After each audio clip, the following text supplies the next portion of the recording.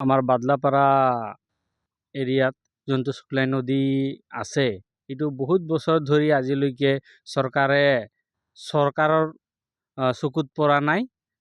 যে মানুহ যে ইফালে থাকে নে কি চৰকাৰে ভাবে নেকি আমাৰ বাদলাপাৰা টেংকি বস্তি ভাটি টুকুৰা এইটো এৰিয়াটো জংঘলী এৰিয়া নেকি, জংঘলী মানুহ থাকে নেকি বুলি ভাবে। এইটোৰ কাৰণে মানে আমাৰ এই শুক্লাই নদীটো বনাবৰ কাৰণে ইছ্যুকে কৰা নাই নে ফাণ্ডে হোৱা নাই ক'ব পৰা নাই দেই।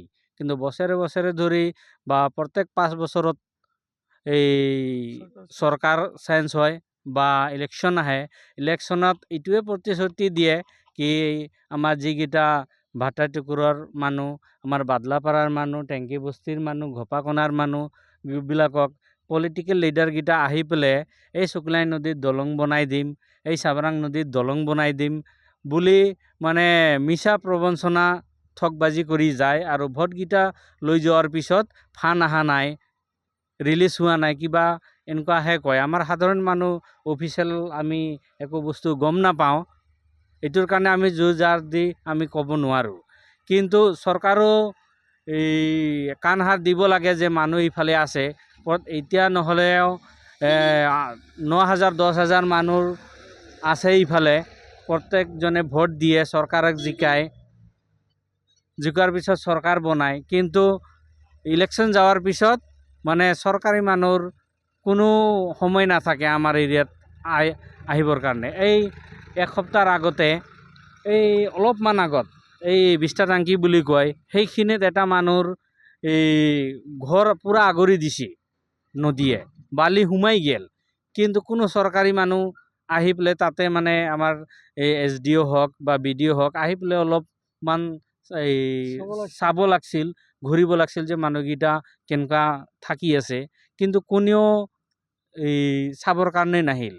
আজি ধৰক স্বাধীনতাৰ পিছত আমি আজি 79 বছৰ 79 বছৰ অতিক্ৰম কৰিলোঁ, কিন্তু আজিলৈকে আমি ইয়াতে শুক্লাই নদীত এটা দলং বা চাবৰাং নদীত এটা দলং হৈ পোৱা নাই। যোনটো অলপ হৈছিলে এইটোও বন্ধ হৈ আছে। এতিয়া কিহৰ কাৰণে বন্ধ হৈ আছে এতিয়া ঠিকাদাৰ মানুহ আৰু এই কিবা চৰকাৰী মানুহে গম পাব, কিন্তু আমি সাধাৰণ ৰাইজে একো গম নাপাওঁ। এইটো শুক্লাই নদীৰ প্ৰত্যেক বছৰে এইটো শুক্লাই নদীত মানে বিভিন্ন ঘটনা হোৱা দেখা পাই আছোঁ আমি। আৰু সদায় আমাৰ সাংবাদিক বন্ধুসকলে এইটো আপডেট দিয়ে থাকে নিউজত, কি কোনটো বছৰ মানুহ উঠাই নিলা, কোনটো বছৰত বাইক উঠাই নিলা, কোনটো বছৰত গাড়ী ফাঁচি গেল, কোনটো বছৰত এক বছৰ আমি দেখা পাইছিলোঁ ইয়াতে ট্ৰেক্টৰে পাল্টি মাৰিছে, 4 চকা ওপৰত ট্ৰেক্টৰ, আপোনালোকে গম পাইছে চাগে, দেখা পাইছে। কিন্তু হ'লেও চৰকাৰৰ ঘৰত এইটো ভিডিঅ'কেইটা যোৱা নাই নেকি? নিশ্চয় গৈছে, কিন্তু চৰকাৰৰ মানুহকেইটা মাত্ৰ ভোট ল'ব জানে, তাৰপিছত ভোট যোৱাৰ পিছত একো সিহঁতে চালি জাৰি নাচায় কি কৰিব লাগে। ল'ৰা ছোৱালীকেইটা বহুত আছে, কলেজৰ ল'ৰা ছোৱালী আছে, হাইস্কুলৰ আছে, ME স্কুলৰ আছে, কিমান কষ্টত ইয়াতে নদীত পাৰ হৈ স্কুলত যাব লগা হয়। কেতিয়াবা মাক দেউতা কান্ধত উঠাই পেলাই পাৰ কৰি দিয়ে, তাৰপিছত স্কুলত যায়। ঘূৰি অহাৰ পিছত আৰু নদীৰ ওচৰত ৰখি থাকিব লাগে মাক দেউতাহঁতে, সিহঁতে কান্ধত উঠাই পেলাই আৰু হেৰি কৰি লৈ যায়। কিমান কষ্ট পাইছে এইখিনিৰ মানুহ। মানে কি ক'ম আৰু, চৰকাৰৰ কোনো কাণ সাৰ নাই। বেছিকৈ পানী আহিলে দুয়োফালৰ মানুহে পাৰ হ'ব নোৱাৰে। আমাৰ পূব ফালৰ মানুহ পূব ফালে আৰু পশ্চিমৰ ফালৰ মানুহ পশ্চিম ফালে থাকি যায়।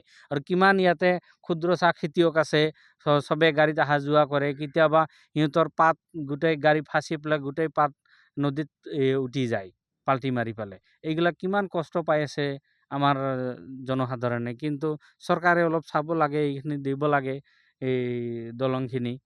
আৰু এতিয়া আমাৰ যিকেইটা এই নদী আছে, এইটো ছাইডৰ বামখিনি অলপ ভাঙি পেলাই ডাঙৰ হৈ যায় আছে। এইটো কমচে কম বৰ্ডাৰ প্ৰটেকশ্যনৰ এই স্কিমকেইটা ওলাই পেলাই আমাৰ নদীমুখ অলপ বান্ধিব লাগে, বান্ধি পেলাই অলপ পানীটো ভালকৈ মানে হেৰি কৰি পেলাই মাজৰ দিশে আনিব লাগে। এতিয়া ছাইড মাৰি এতিয়া কিছুমানৰ মাটি বাৰী নোহোৱা হৈ গৈছে, এতিয়া ঘৰো যাওঁ অৱস্থা। মানুহকেইটা উঠি পলাব লগা হৈ আছে। নদীত দলং লাগে, আমি চৰকাৰক অনুৰোধ কৰিছোঁ। আমাৰ নলাবাৰ ৰাইজে আৰু টেংকি বস্তি ভাটিটুকুৰা বহুতো মানুহৰ অসুবিধা হৈছে, গতিকে ল'ৰা ছোৱালী স্কুল কলেজ যোৱাৰ অসুবিধা হৈছে। যিমান সোনকালে পাৰে আমাৰ দলংখন দিব লাগে। সন্তি গৈছে আমাৰ, আৰু গাড়ী ঘোঁৰা বহুত ফাঁচি যায়, ৰাইজৰ বহুত কষ্ট হৈছে। গতিকে যিমান সোনকালে পাৰে চৰকাৰে আমাৰ এই দলংখন বনাই দিব লাগে শুক্লাই নদীত।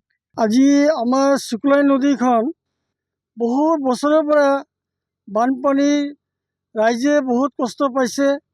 গতিকে আমাৰ ইফালে টেংকি বস্তি আছে, নালাপাৰা আছে, গতিকে বহুত ৰাইজে বহুত ল'ৰা ছোৱালী স্কুল কলেজৰ কাৰণে অসুবিধা পাইছে। সেইকাৰণে আমাৰ এইখন নদীত ইমিডিয়েট দলংখন লাগে।